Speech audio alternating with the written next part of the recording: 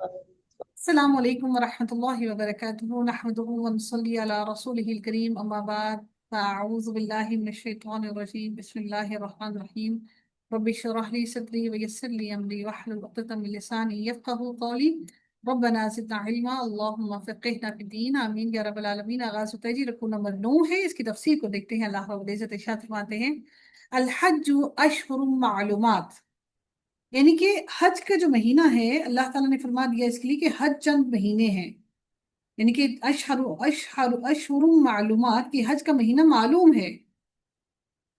عمرہ سال میں کسی وقت بھی کیا جا سکتا ہے، مگر حج مقررہ وقت میں ہی کیا جاتا ہے۔ ابن عباس نے فرمایا کہ حج کے مہینے جو اللہ تعالیٰ نے ذکر فرمائے ہیں وہ کیا ہیں؟ شوال، ذوالقعدہ اور ذوالحجہ ہیں۔ اور ابن عمر نے فرمایا اس سے مراد شوال، ذوالقعدہ اور ذوالحجہ کے پہلے 10 دن ہیں۔ اس سے معلوم ہوتا ہے کہ حج کا احرام حج کے مہینوں کے سوا دوسرے مہینوں میں نہ باندھا جائے۔ ابن عباس فرماتے ہیں سنت یہ ہے کہ حج کا احرام حج کے مہینے میں ہی باندھا جائے۔ اچھا، اللہ تعالیٰ فرماتے ہیں اس کے اندر کہ الحج اشہر معلومات، کہ حج چند مہینے ہیں جو معلوم ہیں، پھر جو ان میں حج فرض کر لے فمن فرض فیہن الحج فلا رفث ولا فسوق ولا جدال فی الحج۔ اللہ تعالیٰ فرماتے ہیں کہ حج کو اپنے آپ پر جب فرض کرنا ہے یہ ہے کہ حج کی نیت کے ساتھ احرام باندھ لے اور زبان سے لبیک بالحج اور لبیک اللہم لبیک کہہ کر مکمل تلبیہ پڑھے۔ اور یعنی حج اپنے اوپر فرض کرنا کب ہوتا ہے؟ جب آپ احرام باندھ لیں، حج کی نیت کر کے احرام باندھ لیں تو آپ کا حج فرض ہو گیا۔ اس کو فرض ہونے کے بعد آپ نے فلا رفث ولا فسوق ولا جدال فی الحج، یعنی حج میں یہ باتیں حرام ہیں۔ رفث یعنی شہوانی، شہوت کی فعل کرنا، اپنی بیوی سے مباشرت کرنا، اور تمام وہ چیزیں حرام ہیں جو جماع کی طرف مائل کرنے والی ہیں۔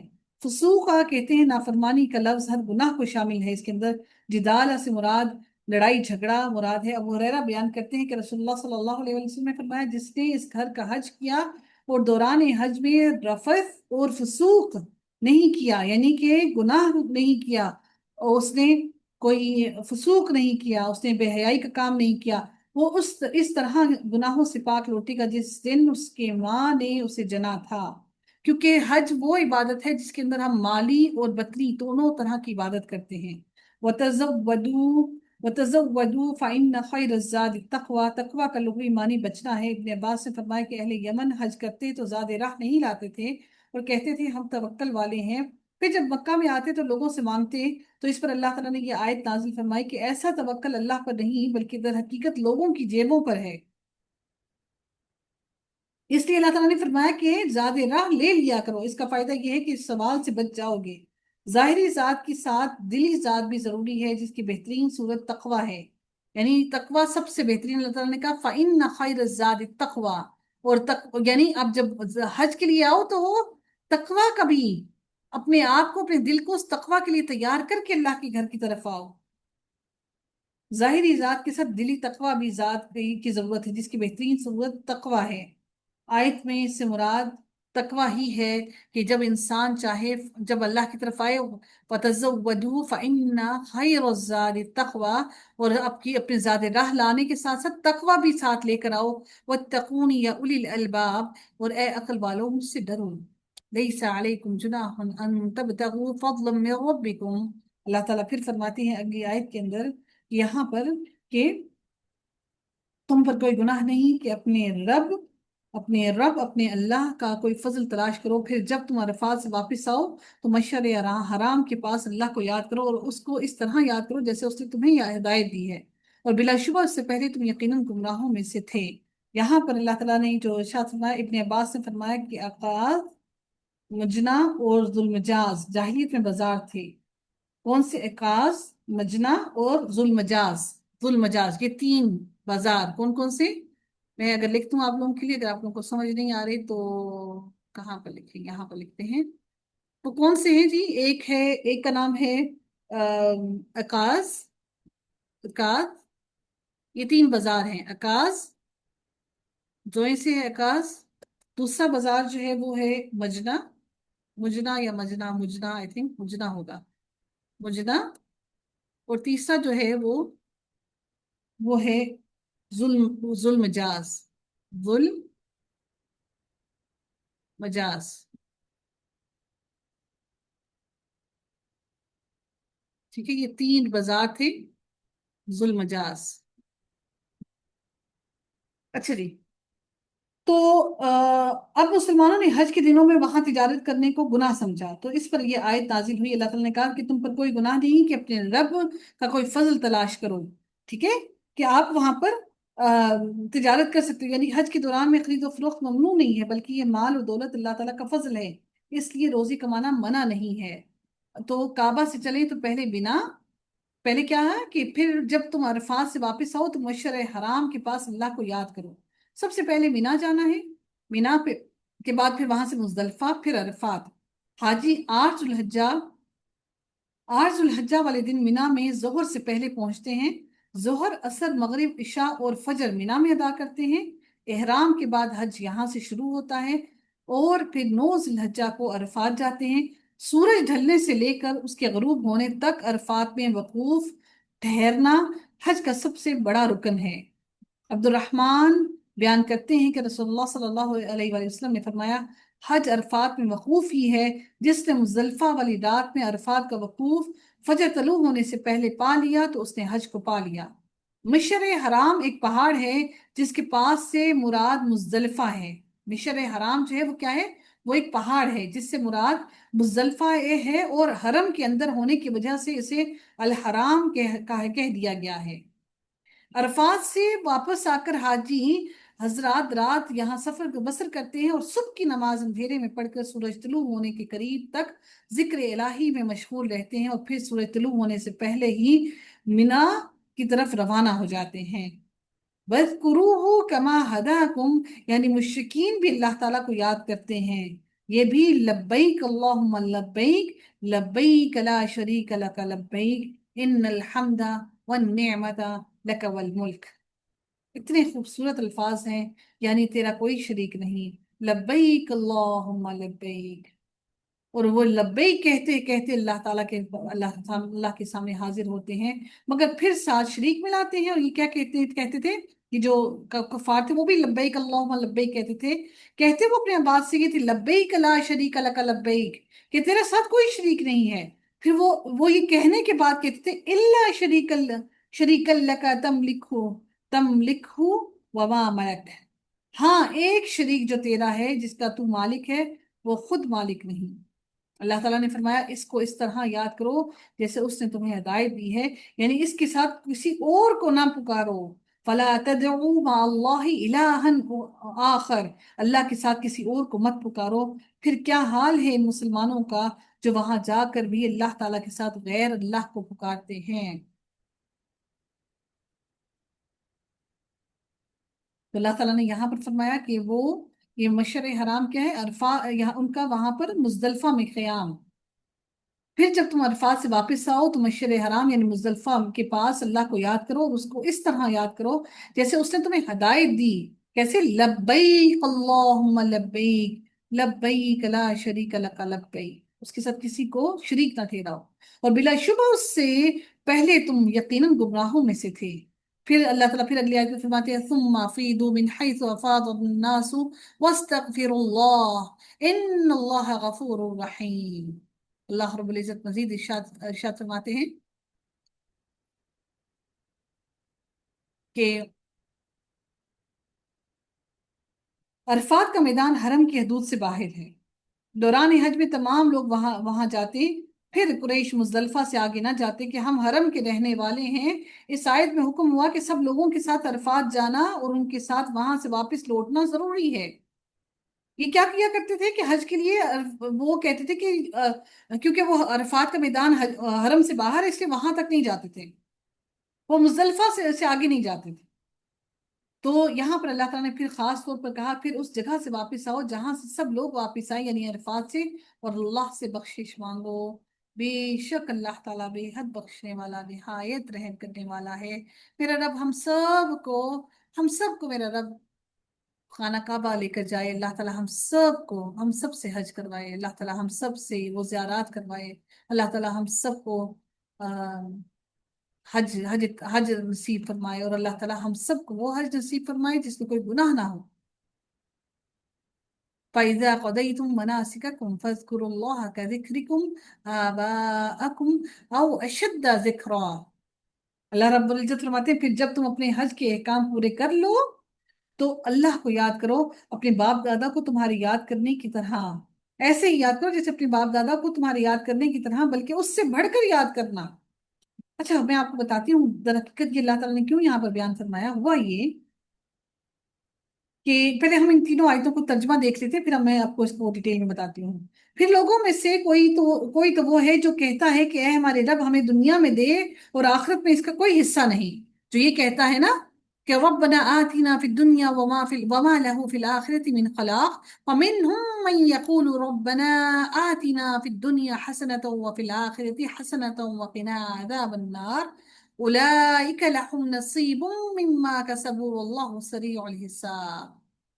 اس کے لیے آخرت میں کوئی حصہ نہیں، اور ان میں سے کوئی وہ ہے جو کہتا ہے اے ہمارے رب ہمیں دنیا میں بھلائی اور آخرت میں بھی بھلائی دے اور ہمیں آگ کے عذاب سے بچا۔ یہ وہ لوگ ہیں جن کے لیے اس میں سے ایک حصہ ہے جو انہوں نے کمایا، اور اللہ بہت جلد حساب لینے والا ہے۔ اب یہ ہوا کیا دیکھیں، اسلام سے پہلے عرب حج سے فارغ ہوتے تو مینا میں میلہ لگاتے تھے۔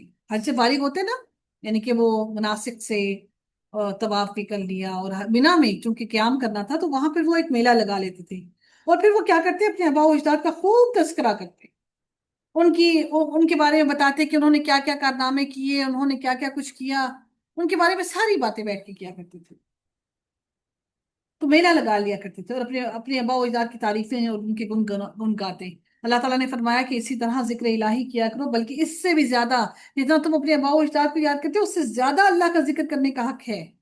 ذکر الہی کا حکم دینے کے بعد دعا کی کیفیت بیان فرمائی اور بتایا کہ اللہ تعالیٰ سے دعا کرنے والے دو طرح کے لوگ ہیں، ایک وہ جو صرف دنیا کی طالب ہوتے ہیں، ایسے لوگ آخرت کی نعمتوں سے یکسر محروم رہیں گے، دوسرے وہ جو دنیا اور آخرت دونوں کی بھلائی طلب کرتے ہیں، اصل کامیابی انہی لوگوں کی ہے۔ دنیا کی بھلائی میں نیک بیوی، دنیا میں غلبہ، خلافت اسلامی کا قیام، وسعت رزق، دین و دنیا کا علم اور اللہ کے احکام کے مطابق چلنے کی توفیق، سب نیک اعمال شامل ہے، اور آخرت کی بھلائی میں دوزخ سے نجات، جنت، اللہ کی رضا، اللہ کی رضا کو حاصل کرنا، حساب میں آسانی اور اللہ تعالیٰ کا دیدار وغیرہ شامل ہیں۔ انس رضی اللہ تعالیٰ عنہ فرماتے ہیں کہ رسول اللہ صلی اللہ علیہ وسلم کی اکثر دعا یہ ہوتی، اللہم آتنا فی الدنیا حسنۃ وفی الآخرۃ حسنۃ وقنا عذاب النار۔ اے اللہ ہمیں دنیا میں بھلائی عطا کر اور آخرت میں بھی بھلائی عطا کر اور ہمیں آگ کے عذاب سے بچا۔ انس رضی اللہ تعالیٰ جب بھی کوئی دعا کرنا چاہتے تو وہ بھی یہی دعا کرتے، اور جب کوئی اور دعا کرنا چاہتے تو اس میں یہ دعا بھی کرتے، یہ دعا لازمی اپنی زندگی میں شامل کرتے۔ تو طواف کے وقت رکن یمینی اور حجر اسود کے درمیان بھی یہ دعا کرنا مسنون ہے، جب ہم طواف کرتے ہیں نا خانہ کعبہ کا، اس میں اللہ تعالیٰ نے یہاں دو قسم کے لوگ ذکر فرمائے ہیں، صرف دنیا کی بھلائی طلب کرنے والے اور دنیا اور آخرت دونوں کی بھلائی طلب کرنے والے۔ تیسری قسم کون سی؟ تیسری قسم کے لوگ یعنی صرف آخرت کی بھلائی طلب کرنے والے، جو دنیا کی بھلائی نہ مانگتے ہوں، وہ ذکر نہیں فرمائے، کیونکہ اسلام ایسا دین ہے جو اپنے ماننے والوں کے لیے دنیا ترک کرنا پسند نہیں کرتا، نہ دنیا کی نعمتوں سے کنارہ کشی کی اجازت دیتا ہے۔ جب سے مسلمانوں کے اندر ہندوؤں، نصرانی اور راہبوں کی رستوں پر چلنا شروع کیا ہے، تو یا تو پھر وہ بالکل ہی دنیا چھوڑ دیتے ہیں یا پھر بالکل ہی دنیا میں گھس جاتے ہیں۔ تو دنیا کو اور آخرت کو ساتھ لے کر چلنا ہمارے دین کا دستور ہے۔ ہمارے دین نے ہمیں سکھایا کہ دنیا اور آخرت دونوں کو ساتھ لے کر چلنا ہے۔ جس نے دنیا چھوڑ دی اس نے آخرت بھی چھوڑ دی، یعنی دونوں، اس سے مراد کیا ہے کہ انسان اللہ کی رضا حاصل کرنے کے لیے یہی سب سے بڑی مشکل چیز ہے کہ دونوں چیزوں کو ساتھ لے کر چلنا سب سے مشکل ترین عمل ہے۔ انسان دونوں کے درمیان میں میانہ روی اختیار کرنا یہی سب سے بڑی آزمائش ہے ہم انسانوں کے لیے۔ اس لیے اللہ تعالیٰ نے ہمیں یہاں پر بیان کر دیا، جب مانگو تو دونوں کی، دنیا اور آخرت دونوں کی بھلائی اللہ سے مانگو۔ اللہ تعالیٰ پھر فرماتے ہیں اگلی آیت میں وَاذْكُرُوا اللَّهَ فِي أَيَّامٍ مَّعْدُودَاتٍ، اور اللہ کو چند گنے ہوئے دنوں میں یاد کرو، پھر جو وہ 2 دنوں میں جلد جلد چلا جائے تو اس پر کوئی گناہ نہیں، اور جو تاخیر کرے تو اس پر بھی کوئی گناہ نہیں۔ اس شخص کے لیے جو ڈرے اور اللہ سے ڈرو اور جان لو کہ بے شک تم اسی کی طرف اکٹھے کیے جانے والے ہو۔ یعنی اس سے مراد کیا ہے؟ وَاذْكُرُوا اللَّهَ فِي أَيَّامٍ مَعْدُودَاتٍ۔ عبداللہ ابن عباس فرماتے ہیں انہیں کہ ایام معدودات ایام تشریق ہیں، 11، 12 اور 13 ہے ذی الحجہ۔ پھر امام بخاری نے بتایا کہ مینا میں ٹھہرنے کے دنوں میں تکبیر کہنا، یہ جو لبیک اللہم لبیک تکبیرات بار بار پڑھنا، اور جب عرفات کو جائے، اور عمر رضی اللہ تعالیٰ عنہ مینا میں اپنے خیمے کے اندر تکبیر کہتے، مسجد والے اسے سنتے تو وہ بھی تکبیر کہتے، اور بازاروں والے بھی تکبیر کہتے، یہاں تک کہ مینا تکبیرات سے گونج اٹھتا۔ اسی طرح ابن عمر بھی رضی اللہ تعالیٰ عنہ بھی ان دنوں میں مینا میں تکبیر کہتے، نمازوں کے بعد تکبیر کہتے، اور اپنے بستر پر، اپنے خیمے میں، اپنے مجلس میں، اور چلتے پھرتے ان تمام دنوں میں تکبیر کہتے۔ اور ام المؤمنین میمونہ رضی اللہ تعالیٰ عنہا قربانی کے دن تکبیر کہتی، اور عورتیں ان کے پیچھے مسجد میں مردوں کے ساتھ تشریق کی راتوں میں تکبیرات کہتی۔ اس سے معلوم یہ ہوا کہ ان ایام سے مراد عرفہ کی صبح سے لے کر 13 ذی الحجہ کے سورج غروب ہونے کا وقت ہے۔ قربانی کے دن اور ایام تشریق میں روزہ رکھنا منع ہے، ٹھیک ہے؟ قربانی کے دن میں آپ روزہ نہیں رکھ سکتے۔ رسول اللہ صلی اللہ علیہ وسلم نے فرمایا یہ کھانے پینے اور اللہ کے ذکر کرنے کے دن ہے۔ اللہ کے ذکر سے مراد وہ تمام تکبیرات ہیں جو جمرات کو کنکر مارتے وقت، جانور ذبح کرتے وقت یا دوسرے اوقات میں کہی جاتی ہیں، اور تکبیر کے علاوہ کوئی بھی ذکر ہو وہ بھی اس حکم میں شامل ہے، یعنی ان ایام میں ذکر الہی میں مصروف رہو۔ لیمن اتقا، یعنی 11 اور 12 کو 2 دن جمرات ہیں، یعنی جمرات کو کنکر مار کر چلا آئے وہ انسان، یعنی کہ صرف 2 دن وہاں پر رہے مینا میں، تب بھی جائز ہے۔ اور اگر کوئی تاخیر کرے، یعنی پورے 3 دن مینا میں ٹھہرا رہے اور تیسرے دن بھی وہ وہاں پر کنکریاں مارے، 3 دن وہاں ٹھہرے، تب بھی جائز ہے، بشرط یہ کہ دل میں تقویٰ ہو اور حج کے احکام خلوص سے ادا کرے۔ الیہ تحشرون، حج کے موقع پر لوگ حشر کی طرح جمع ہوتے ہیں، اس لیے حج کے ذکر کے ساتھ حشر کا دن یہاں پر یاد دلا کر اللہ تعالیٰ سے ڈرنے کا حکم ہے۔ وَاعْلَمُوا أَنَّكُمْ إِلَيْهِ تُحْشَرُونَ، یاد رکھو کہ تمہیں اللہ کی طرف ایسے ہی اکٹھے کیا جائے گا۔ آپ لوگ ہینڈ ریز کیجیے جس کسی کو اس وقت یہ محسوس ہو رہا ہے کہ وہ حج کر رہا ہے، حج کی کیفیت محسوس ہو رہی ہے، کہ ایسے جیسے آپ کے دل کو یہ محسوس ہو رہا ہو کہ حج کی کیفیت آپ کے اوپر گزر رہی ہو۔ اللہ تعالیٰ ہم سب کو حج مبرور نصیب فرمائے، اللہ تعالیٰ ہم سب سے راضی ہو، ہم سب کو اپنے گھر کی زیارت کروائے، اللہ تعالیٰ ہمیں اپنے انبیاء کی زمین، اپنے نبی کی زمین پر جانا نصیب فرمائے، وہاں رہنا نصیب فرمائے، وہاں پر عمل صالح کرنا نصیب فرمائے۔ میرے رب ہمارے لیے دنیا میں رزق کمانا آسان کر دے، ہمارے لیے آخرت کے عمل کرنا آسان کر دے، ہمیں اللہ تعالیٰ تقوی نصیب کر دے، اللہ تعالیٰ ہمیں استقامت نصیب کر دے، ہمارے دلوں کو دین کے لیے جمع دے، ہمارے دلوں کو اپنے خلوص کے لیے، اپنی محبت کے لیے خالص کر دے، ہمارے اعمال کو اعمال صالح کر دے اور اپنی رضا کے مطابق ڈھال لے۔ میرا رب تو ہم سے راضی ہو جا، ہم بڑے گناہ گار ہیں، تو ہم سے راضی ہو جا، تو ہماری آنے والی نسلوں سے راضی ہو جا، تو ہماری آنے والی نسلوں کو سدھار دینا۔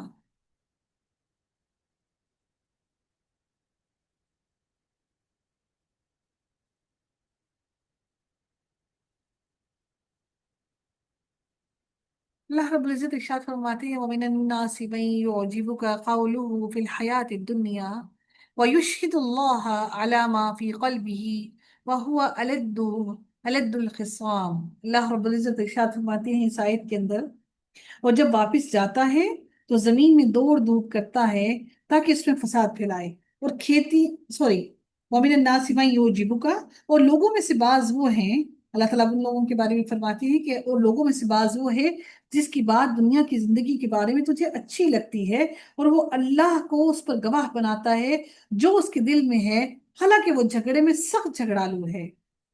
پھر اللہ تعالیٰ اگلی آیت میں فرماتے ہیں وَإِذَا تَوَلَّى سَعَىٰ فِي الْأَرْضِ لِيُفْسِدَ فِيهَا وَيُهْلِكَ الْحَرْثَ وَالنَّسْلَ وَاللَّهُ لَا يُحِبُّ الْفَسَادَ، اور جب واپس جاتا ہے تو زمین میں دوڑ دھوپ کرتا ہے تاکہ اس میں فساد پھیلائے اور کھیتی اور نسل کو برباد کرے، اور اللہ فساد کو پسند نہیں کرتا۔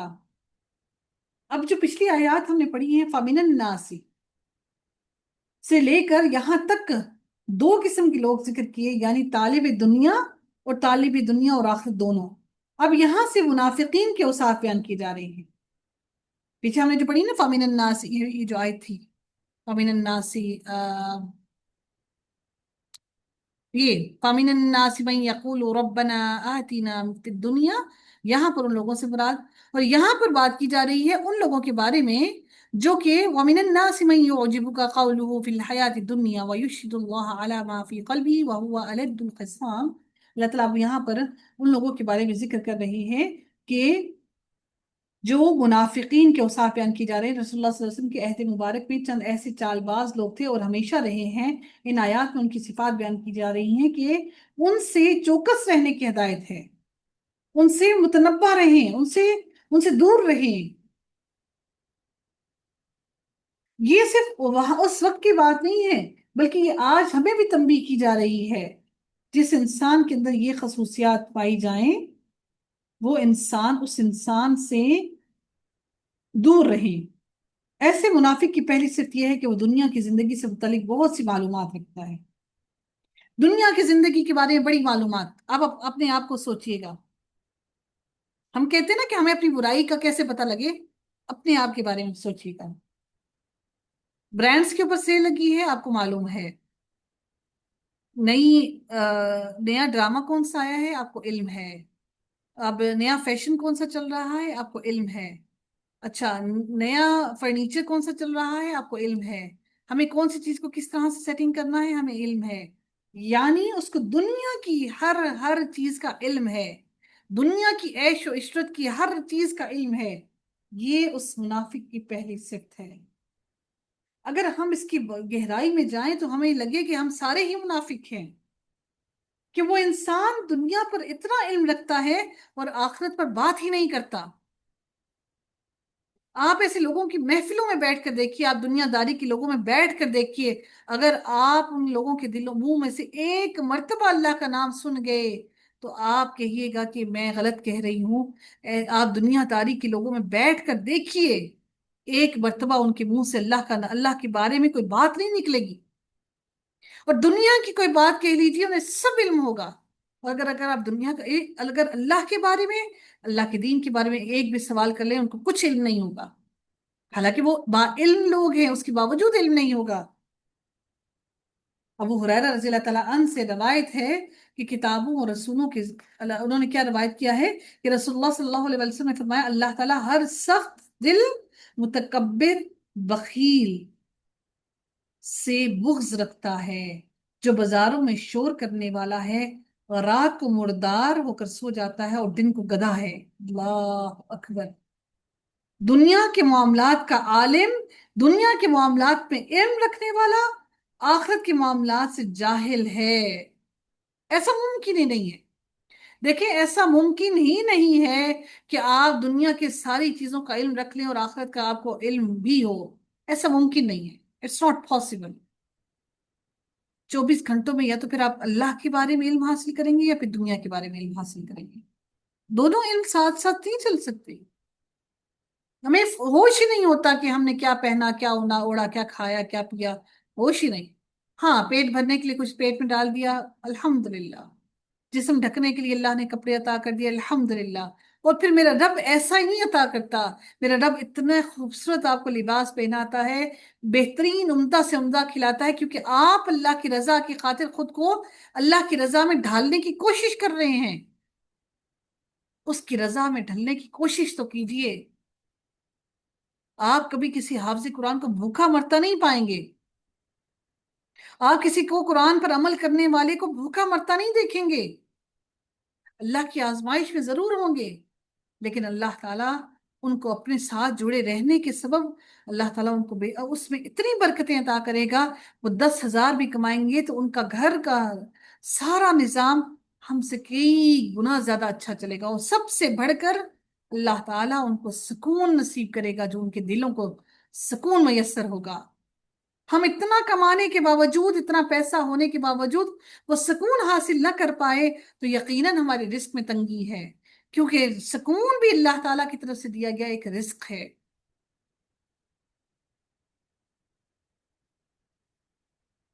दूसरी सिर्फ ये है कि वो अल्लाह ताला की कस्में खा खा कर अपने ईमान और इखलास का यकीन दिलाता है, क्योंकि वो मुसलमानों के यहाँ अपने अपने बेतबार होने को खूब समझता है। वो जानता है कि शायद उसकी बात को कोई एतबार ही ना करे। तीसरी सिर्फ क्या है? अलद्दुल खिसाम। अलद्दू का मतलब क्या है? सख्त झगड़ालू। अल खिसाम का जो लफ्ज है ये बाब मुफाला का है, मस्दर है। इस सूरत में मानी होगा कि झगड़े में सख्त झगड़ालू है या झगड़ने वाला है। ये अल खिसाम जो है ये खस्म उनकी जमा है। मानी होगा झगड़ने वालों में से सबसे सख्त झगड़ालू है।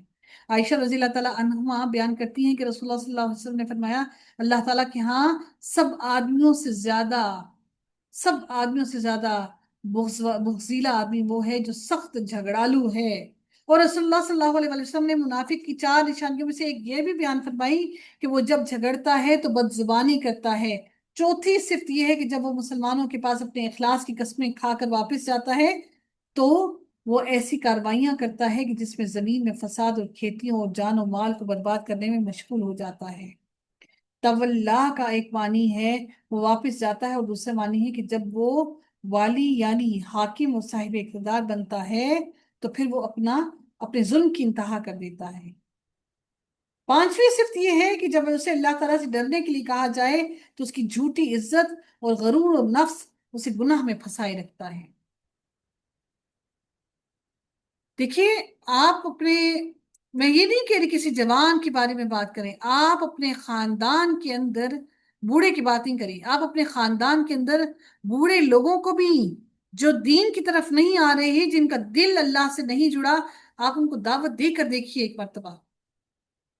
आपकी बातों को वो ऐसे इग्नोर करेंगे जैसे कि आपको वो इतना हकीर समझेंगे कि आपको खुद से शर्म महसूस होगी। हम फिर भी इस दुनिया के तालिब हैं। इज्जत और जिल्लत देना मेरे रब के हाथ में है। अल्लाह ताला ने अगर आपको नेक औलाद अता की, आपको फर्मा बरदार औलाद अता की, तो ये भी मेरे रब की तरफ से रिस्क है। अल्लाह रब्बुल इज्जत ने आपको इल्म अता किया, तो अल्लाह ताला ने ये भी आपको रिस्क दिया, और सबसे बेहतरीन रिस्क भी यही है कि अल्लाह ताला हमें मरते दम तक, वो आपने हमेशा सुना होगा कि माँ की गोद से लेकर लहद तक इल्म हासिल करो। ये है वो इल्म जिसको हासिल करने का हुक्म दिया गया। बदकिस्मती से हमने कोई डिग्री ले ली, तो अगर हमसे पूछा जाता है ना, अब जब रिश्ता लेने के लिए कहीं जाते हैं, पूछते जी लड़की की तालीम क्या है, लड़के की तालीम क्या है, कोई ये नहीं पूछता क्या उसने अपना इल्म का सिलसिला रोक दिया, या वो भी इल्म हासिल कर रहा है। इल्म वो है जिसका सिलसिला रुके नहीं। जिसने इल्म का सिलसिला रोक दिया, उसकी जिंदगी का इल्म खत्म हो गया।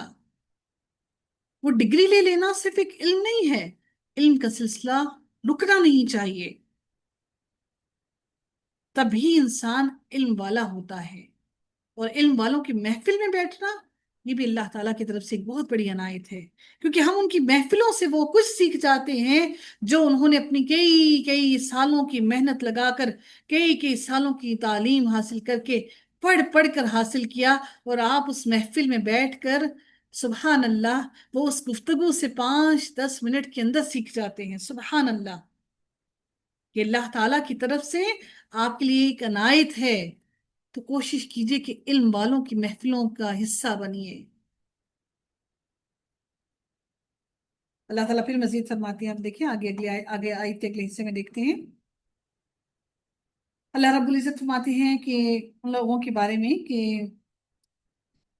वयुहलिकुल हर्थ वन्नस्ला, कि जब ये जो इंसान है ये वो जमीन में फसाद फैलाता है और फिर खेती और नस्ल को बर्बाद करता है, और अल्लाह फसाद करने को पसंद नहीं करता, और जब उससे कहा जाता है कि अल्लाह से डरो, तो उसकी इज्जत उसे गुनाह में पकड़े रखती है।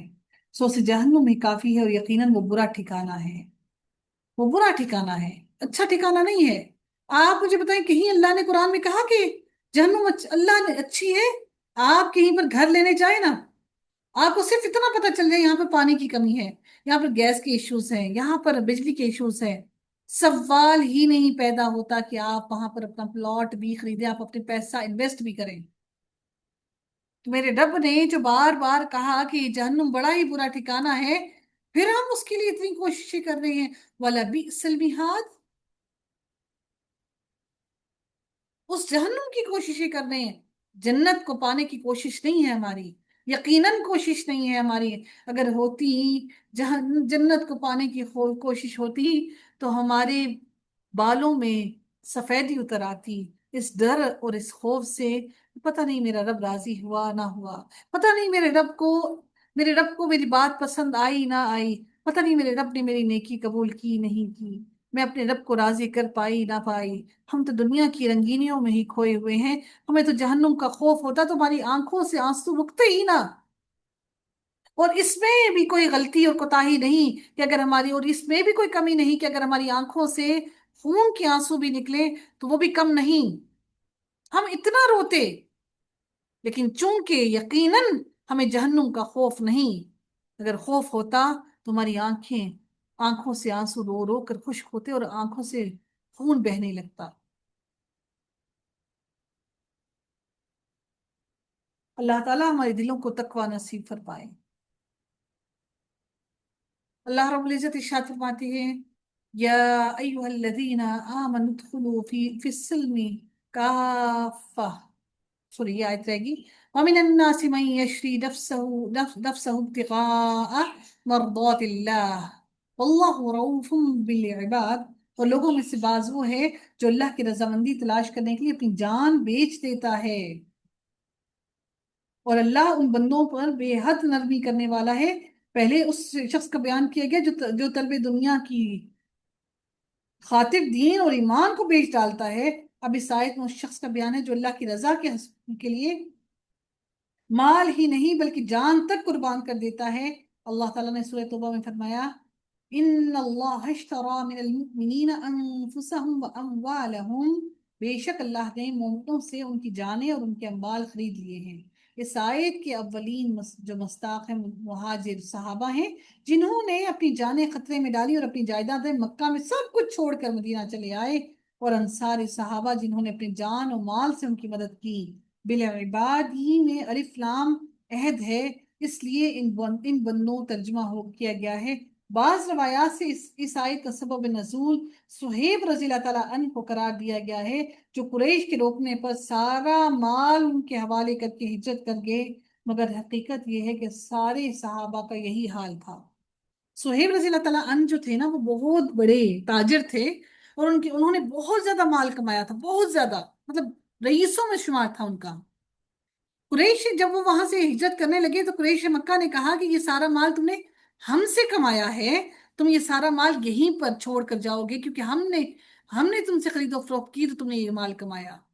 سبحان اللہ، کہ انہوں نے کیا کیا کہ انہوں نے وہ مال اپنا سارا وہاں پر ہی چھوڑ کر خالی ہاتھ بغیر کسی سر و سامانی کے مدینہ ہجرت کر گئے، اور وہاں پر جا کر جب وہ سارے اپنی اپنی مال اور جائیداد میں سب کچھ اپنا اپنا آدھا آدھا کر رہے تھے، اس وقت انہوں نے مال نہیں لیا، بلکہ پھر نئے سرے سے مدینہ کے اندر انہوں نے پھر سے اپنی تجارت کا کام شروع کیا، اور سبحان اللہ، سبحان اللہ، میرے رب نے ان کو پہلے کے مال کی نسبت دگنا اور کئی گنا زیادہ ان کو مال عطا کیا، کیونکہ انہوں نے توکل اللہ کیا۔ اے اللہ تو ہمیں بھی وہ توکل نصیب کر دے، اے اللہ تو ہمارے بھی رزق میں کشادگی عطا کر دے، تو اللہ تعالیٰ ہم سب کے لیے کافی ہو جا، ہمارے دلوں کو راضی کر دے تھوڑے پر بھی، تو ہمارے تھوڑے میں بھی اے اللہ، تو ہمارے تھوڑے کے اندر بھی برکتیں عطا فرما دے۔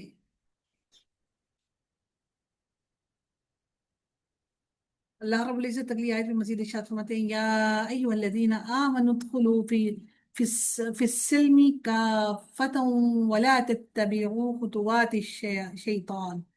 دیکھیے گا یہاں پر جو لفظ ہے نا، اگر آپ اس کو یہاں پر وقف کریں گے تو وقف یہاں پر کر سکتے ہیں، لیکن اگر آپ وقف کیے بغیر پڑھ رہی ہیں تو یہاں پر ادغام ہوگا واو کے ساتھ، پھر آپ کو اس کو تشدید کے ساتھ پڑھنا پڑے گا، آپ اس کے ساتھ پھر ادغام کریں گے، ٹھیک ہے؟ تو اللہ تعالیٰ یہاں پر فرماتے ہیں، لوگوں جو ایمان لائے ہو، اسلام میں پورے پورے داخل ہو جاؤ اور شیطان کے قدموں کے پیچھے مت چلو، یقیناً وہ تمہارا کھلا دشمن ہے۔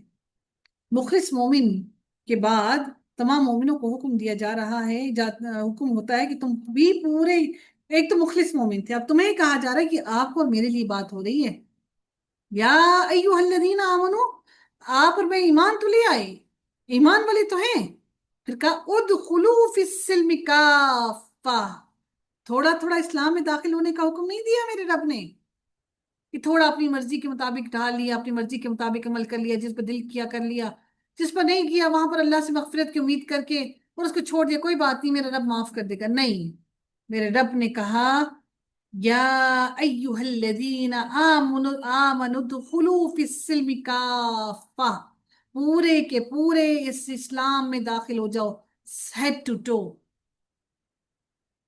سارے کے سارے، اس کی شریعت کو پوری طرح سے اپنا لو، نماز روزہ کی پابندی کر لی، اور عقیدے میں شرک، تجارت میں سود، عدالتوں میں غیر اللہ کا قانون، معاشرت میں ہندو، نصرانی، یہودی تہذیب اختیار کیے رکھی، اور اسے زمانے کا تقاضا اور ترقی پسندی قرار دے لیا۔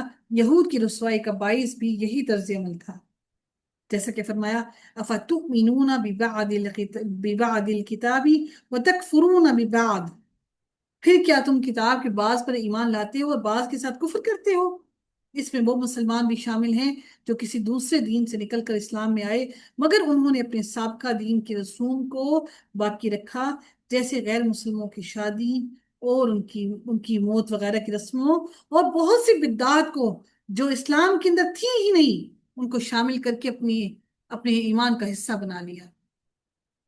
میں بار بار کہوں گی کہ یہ جو برتھ ڈے سیلیبریٹ کرتے ہیں، اینیورسریز مناتے ہیں، شادی کی سالگرہ مناتے ہیں، وہ بھی ساری اسی کے اندر شامل ہیں۔ ایک بڑی مزے کی بات بتاتی ہوں میں آپ کو، ہم خواتین بڑی سمجھدار ہوتی ہیں، وہ سمجھدار کیا ہوتی ہیں، ہم اینیورسریز جو ہے وہ سیلیبریٹ نہیں کرتے، ٹھیک ہے؟ میں ساری خواتین کی بات کر رہی ہوں، ہم ساری خواتین سمجھدار ہوتی ہیں، ہم اینیورسری سیلیبریٹ نہیں کرتے، برتھ ڈیز بھی سیلیبریٹ نہیں کرتے، جس کی برتھ ڈے ہے ہم اس سے کھا پی بھی لیتے ہیں کہ بھئی اس کی برتھ ڈے ہے، ہم اس سے کھا پی لیں، برتھ ڈے سیلیبریٹ نہیں کی ہم نے، ٹھیک ہے؟ ہم نے اس کی برتھ ڈے یا ہم نے اپنی اینیورسری کی، ہم نے کیک نہیں کاٹا، ہاں، لیکن ہم نے اس دن کیا کیا، اس کے پیسے تھوڑے ایکسٹرا خرچ کروا کے اس سے کھا پی لیا، اچھا ہم نے کیک نہیں کاٹا، ہاں، لیکن ہم نے اس دن کو یاد رکھنے کے لیے کہ ہمارا شوہر یا ہماری بیوی یہ یاد رکھے کہ ہمیں وہ یاد ہے، ہمیں وہ دن یاد ہے، اس کو اہمیت یاد ہے، ہم اس کو کوئی گفٹ دے دیں،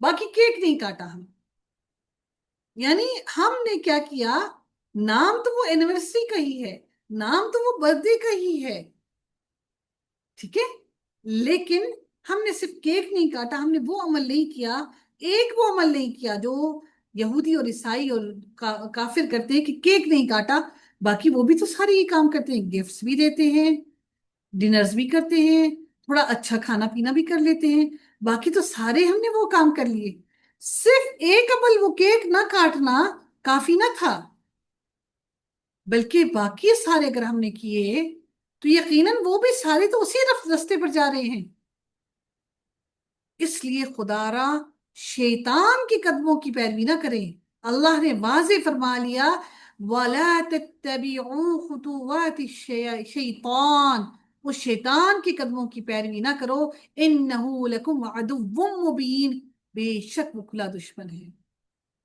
ہم یہ سارا کچھ گفٹس، ہم محبت کا اظہار، ہم اچھا کھانا پینا عام دنوں میں بھی کر سکتے ہیں، ہم عام دنوں میں بھی گفٹس دے کر اپنے شوہر کو، اپنی بیوی کو راضی کر سکتے ہیں، خوش کر سکتے ہیں، اپنی اولاد کو بھی راضی کر سکتے ہیں، خوش کر سکتے ہیں، اپنی اولاد کو ان کی بیسٹ اچیومنٹس پر ان کو گفٹ دیجیے، ان کو نماز کا پابند بنانے کے لیے ان کو کہیے کہ آپ نے اگر یہ آج ساری نمازیں پوری پی تو آج کے دن میں ہر نماز کے پڑھنے پہ آپ کو 10 روپے، 20 روپے یا 50 روپے ہم دیں گے، جتنی جس کی حیثیت ہے، ایسے بچوں کے اندر عادت ڈیولپ ہوگی. جب عادت ڈیولپ ہو جائے گی نا تو ان کو سکون ہی نہیں آئے گا. لیکن یہ سارے کام آپ کے اختیار میں ہے کرنا.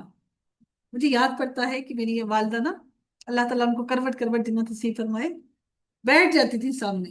نہیں، میں نے اٹھنا ہی نہیں ہے، جو مرضی کر لو، میں نے یہاں سے نہیں اٹھنا جب تک کہ تم لوگوں نے نماز نہیں پڑھی.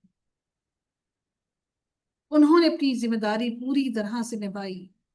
جو غلطی اور غفلت ہو گئی وہ ہم میں رہ گئی.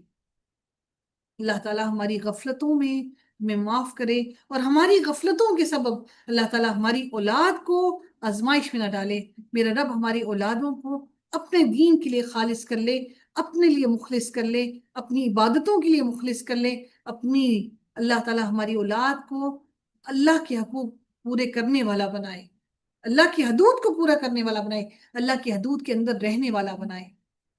اللہ رب العزت یہ دعائیں ہم سب کے حق میں قبول فرمائے، ہمارے آنے والی نسلوں کے حق میں بھی قبول فرمائے.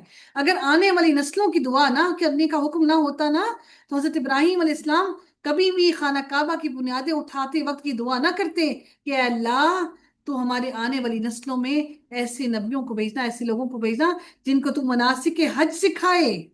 تو میرے رب نے اس نیکی کے سبب ان کی وہ دعا کو قبول فرمایا، اور ان کی اسی نسل میں سے اللہ تعالیٰ نے حضرت اسماعیل علیہ السلام کی اس دعا کی بدولت اللہ تعالیٰ نے نبی اکرم صلی اللہ علیہ وآلہ وسلم کو ان کی نسل میں سے پیدا کیا. تو آنے والی نسلوں کے لیے بھی دعا کرنا لازم ہے کہ آپ جو قرآن کے لیے یہاں بیٹھے ہیں، قرآن کو پڑھ رہے ہیں، سیکھ رہے ہیں، یہ آپ نیکی کر رہے ہیں. کوئی یہ نہ سمجھے کہ ہم وقت ضائع کر رہے ہیں، یہ کب کلاس ختم ہوگی. یہ اس وقت تک جب تک آپ مکمل کرتے ہیں، یہاں بیٹھے ہیں، یقیناً آپ کے ساتھ فرشتے بیٹھے ہوئے آپ کا ایک ایک لمحہ لکھ رہے ہیں. تو جب قرآن پڑھیں تو قرآن کے پڑھتے پڑھتے ساتھ ساتھ وہ لوگ جو اپنے لیے دعائیں مانگتے رہتے ہیں تو یقیناً وہ روز قیامت انشاءاللہ اللہ سے اچھا گمان ہے کہ اللہ ان کو بخش دے گا.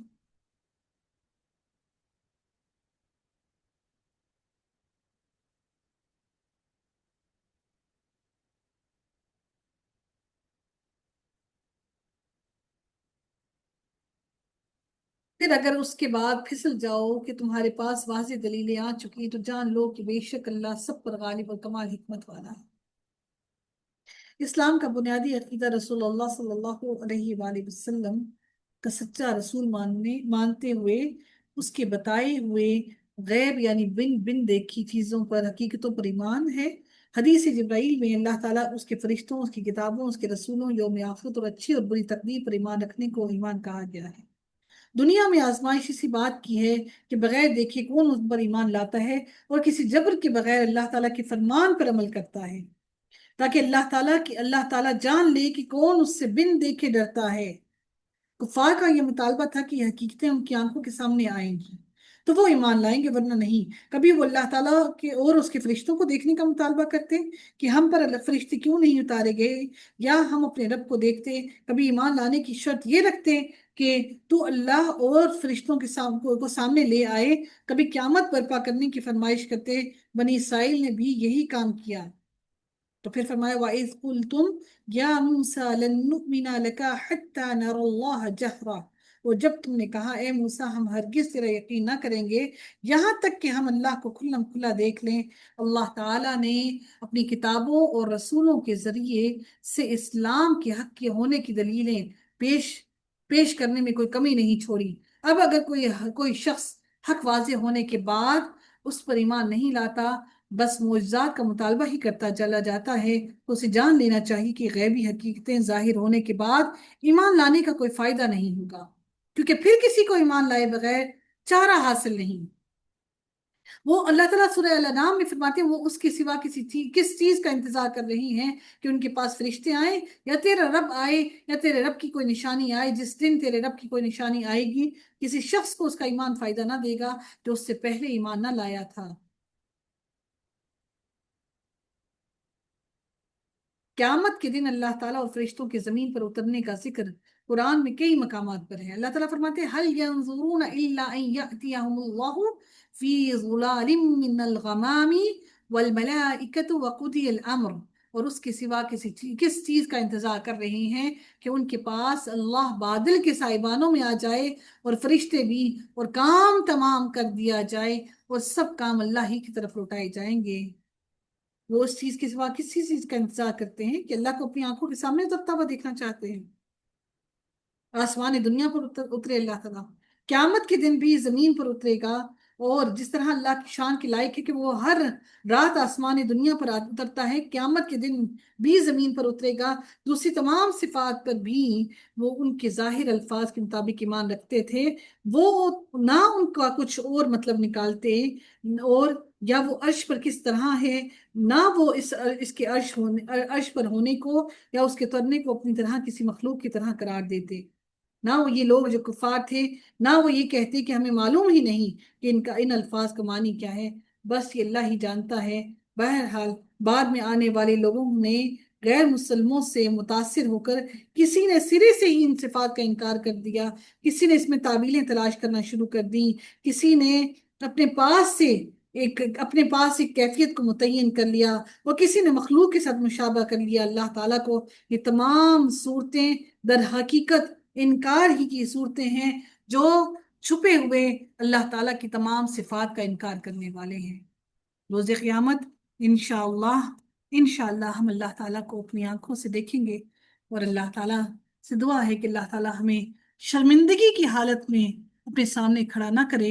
अल्लाह ताला हमारे तमाम गुनाहों पर पर्दा डाल दे, और रोज़े क़यामत अल्लाह ताला हम सब को कामयाब करे और सुरखरू कर दे। अल्लाह ताला हमारे वालिदैन की मग़फ़िरत फरमाए और तमाम मोमिनीन और मोमिनात की मग़फ़िरत फरमाए जो भी इस दुनिया से गुजर गए। अल्लाह ताला उन सब की मग़फ़िरत फरमाए। अल्लाह ताला हम सबको रिज़्क़ हलाल अता फरमाए, और अल्लाह ताला उस रिज़्क़ में कई बरकतें अता फरमा दे, और हम सब के लिए रिज़्क़ को कमाना आसान कर दे। वाखिर दावाना अल्हम्दुलिल्लाहि रब्बिल आलमीन, सल्लल्लाहु तआला अला खैरिही खल्किही अजमाइन, बिरहमतिका या अरहमर राहिमीन, सुब्हानकल्लाहुम्मा व बिहम्दिका, नशहदु अल्ला इलाहा इल्ला अंता, नस्तगफिरुका व नतूबु इलैक। अस्सलामु अलैकुम व रहमतुल्लाहि व बरकातुहू।